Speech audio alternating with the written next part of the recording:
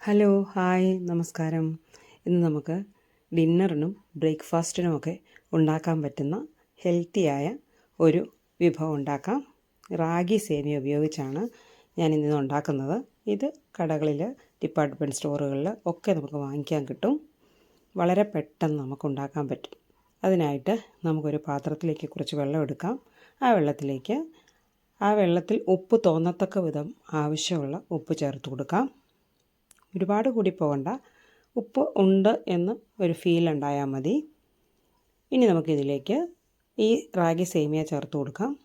റാഗി സേമിയ എടുക്കുമ്പോൾ നമ്മുടെ കൈകൾ അല്ലെങ്കിൽ തവി ഒക്കെ ഡ്രൈ ആയിരിക്കണം. കാരണം നനവ് വന്നാൽ ഇത് പെട്ടെന്ന് ചീത്തയായി പോവും, കട്ട കെട്ടിപ്പോവും. നല്ല ഉണങ്ങിയ കൈ കൊണ്ട് വേണം ഇത് വാരിയെടുക്കാൻ. 2 പേർക്ക് കഴിക്കാനുള്ള പാകത്തിന് 2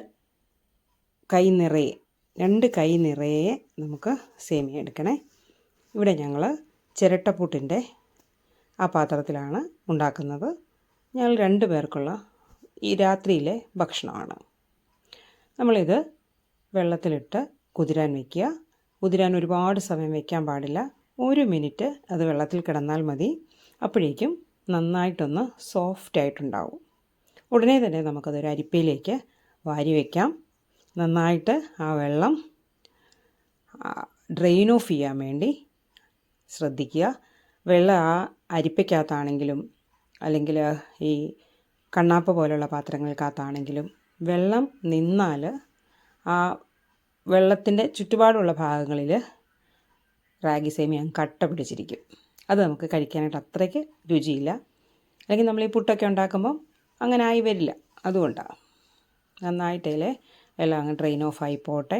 ഈ സമയം നമുക്ക് കുറച്ച് തേങ്ങ ചിരണ്ടി എടുക്കാം. തേങ്ങ മാത്രമാണ് നമ്മൾ ഇതിനകത്ത് ചേർക്കുന്നത്. അപ്പോൾ തേങ്ങയും ഈ റാഗി സേമിയയും കൂടെ ചേർത്ത് നമുക്ക് പെട്ടെന്ന് ഉണ്ടാക്കാൻ പറ്റുന്ന ഒരു ഐറ്റമാണ്. നമുക്ക് മടിയൊക്കെ തോന്നത്തില്ലേ, ഇന്ന് എന്താ ഉണ്ടാക്കണ്ടേ, അല്ലെങ്കിൽ സമയമില്ല, അല്ലെങ്കിൽ നമുക്ക് ക്ഷീണം തോന്നാം. അങ്ങനെയുള്ള ദിവസങ്ങളിൽ നമുക്കിത് ഉണ്ടാക്കാം. നമ്മുടെ വീട്ടിൽ വാങ്ങിച്ച് വെക്കാവുന്ന ഒരു ഐറ്റമാണ് കേട്ടോ. കടകളിലൊക്കെ കിട്ടും. കോട്ടയത്തൊക്കെ ഇത് ധാരാളം കിട്ടുന്നതാണ്. അങ്ങനെയാണ് ഞാനിത് ആദ്യമായിട്ട്, എൻ്റെ ഒരു നെയ്ബറാണ് എനിക്കിത് ആദ്യമായിട്ട് പരിചയപ്പെടുത്തി തരുന്നത്.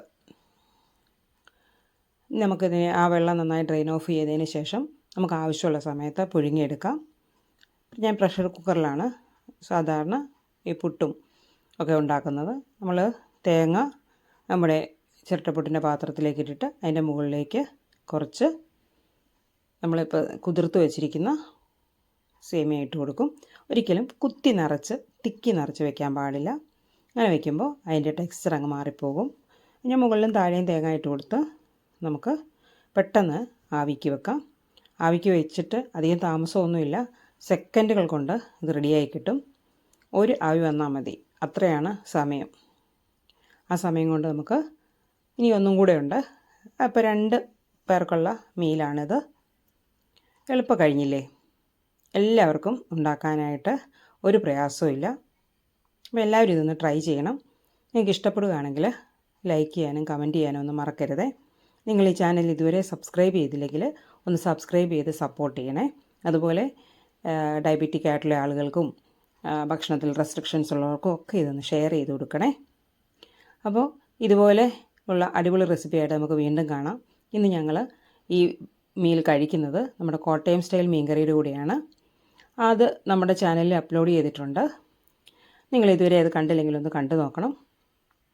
അപ്പോൾ നിങ്ങളുടെ ഫ്രണ്ട്സിനും ഫാമിലിക്കും ഒക്കെ ഒന്ന് ഷെയർ ചെയ്ത് കൊടുത്ത് സപ്പോർട്ട് ചെയ്യണേ. താങ്ക്